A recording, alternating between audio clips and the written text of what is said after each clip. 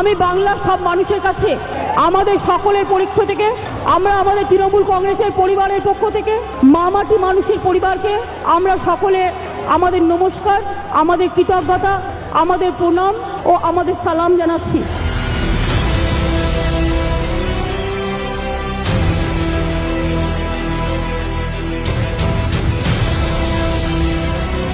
আমি মনে করি ৩৫ বছর বাদে বাংলার মাটিতে মানুষ নতুন করে স্বাধীনতা পেয়েছেন, মুক্তি পেয়েছেন।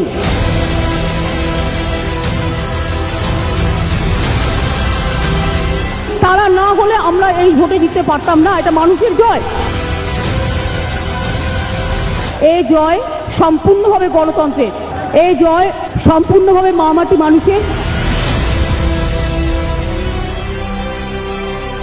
এই জয় দীর্ঘদিনের বঞ্চনা, লাঞ্ছনা, নিপীড়ন ও শোষণের বিরুদ্ধে অসহায় মানুষের জয়।